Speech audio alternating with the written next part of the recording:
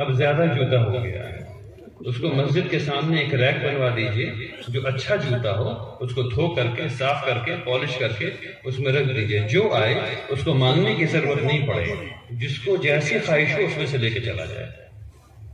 ٹھیک ہے، یہ کام آپ لوگ کپڑے کے ساتھ کر سکتے ہیں۔ آپ کے پاس کپڑا ایک جوڑی زیادہ ہے، کسی اور کے پاس نہیں ہے۔ ٹھنڈک میں آپ کے پاس سویٹر ایک زیادہ ہے، کسی اور کے پاس نہیں ہے۔ آپ اس سویٹر کو دھلوا کر کے، آئرن کروا کر کے اس کے ریک میں رکھ دیجئے، جس کی خواہش ہو وہ آ کے دیکھ لے جائے۔ ٹھیک ہے، یہ کام آپ لوگ کھانے کے ساتھ کر سکتے ہیں۔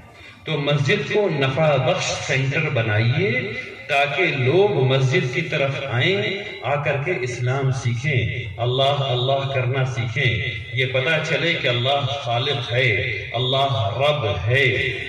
اگر نہیں کیجیے گا تو پتہ نہیں چلے گا۔ آخرت کے دن آپ کا پڑوسی آپ کے خلاف مقدمہ دائر کرے گا اللہ کے پاس، وہ کہے گا کہ یا اللہ یہ میرے پڑوسی تھے 20 سال تک، انہوں نے مجھے اسلام کی دعوت کبھی نہیں دی۔ اور اسلام کی دعوت ہمیشہ منہ سے بول کر کے نہیں ہوتی ہے، اکثر کام سے ہوتی ہے۔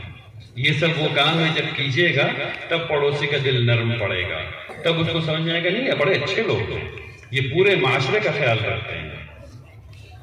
ٹھیک ہے، اب مسجد کے اندر کی ایک بات، مسجد کے اندر 4 الماریاں لگا دیجیے، اس میں بچوں کے پڑھنے کی کتاب لگا دیجیے۔ مسجد میں اگر آپ کے بچے نہیں جا رہے ہیں اور مسجد میں اگر آپ کے بچے شور نہیں مچا رہے ہیں تو وہ مسجد بہت جلدی ویران ہونے والی ہے۔ اس بات کو سمجھ لیجیے اور خوب سمجھ لیجیے، جس مسجد میں نماز ہو رہی ہو اور پیچھے 5 سال کے اور 4 سال کے چھوٹے بچے ہلہ ہنگامہ نہیں کر رہے ہوں، وہ مسجد بہت جلدی ویران ہونے والی ہے۔ بچوں کو جانا ہے مسجد، لے کے جانا ہے مسجد، 4 سال کے بچے کو لے کے جانا ہے، 5 سال کے بچے کو لے کے جانا ہے، 6 سال کے بچے کو لے کے جانا ہے، اور ان بچوں کو مسجد کو اپنا گھر محسوس ہونا چاہیے کہ وہ یہاں آئیں اور یہاں آ کر کے ان کو خوشی محسوس ہو۔ اگر ایسا نہیں ہوگا تو یہ مسجد ان کا گھر نہیں ہوگی، جب نہیں ہوگی تو بڑے ہو کے نہیں آ رہے۔ اس بات کو سمجھ لیجیے، نہیں ہوگی تو بڑے ہو کے نہیں آ رہے، ٹھیک ہے نا؟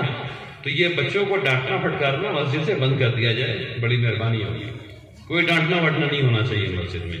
ہاں، بچوں کو سمجھانا ضرور چاہیے کہ نماز ہو رہی ہے، ابھی خاموش رہتے ہیں، لیکن مسکرا کر کے پیار سے، ڈانٹنے وٹنے کوئی چکر نہیں ہونا چاہیے مسجد میں انشاءاللہ۔ اگر پیار سے بات کریں گے بچوں سے تو بچوں کی بھی سمجھ میں آئے گا۔ ترکی کے ایک مسجد میں دروازے کے سامنے لکھا ہوا ہے، اگر آپ بچوں کی ہنسی سے یا بچوں کی چیخ سے پریشان ہو رہے ہیں تو کسی اور مسجد جائیے، اور بہت صحیح لکھا ہوا ہے، ٹھیک ہے نا؟ بہت صحیح لکھا ہوا ہے، لیکن اس کا یہ مطلب بھی نہیں کہ بچوں کو خردنگی کرنے کے لیے چھوڑ دیا جائے، ٹھیک ہے نا؟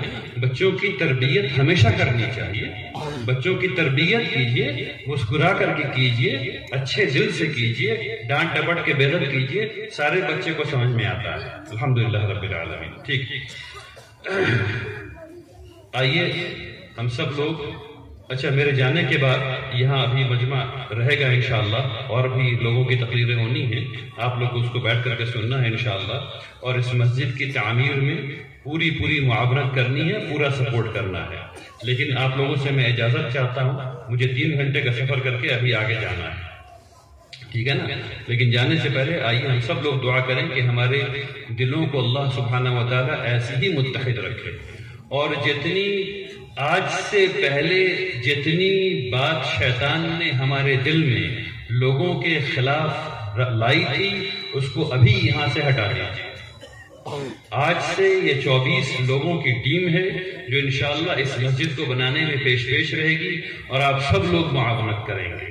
آئیے ہم سب لوگ دعا کریں کہ اللہ تبارک تعالیٰ اس مسجد کو ایسی جگہ بنائیں جو اس معاشرے کے لیے اللہ کی رحمت کا سبب ہو۔ آئیے بسم اللہ الرحمن الرحیم۔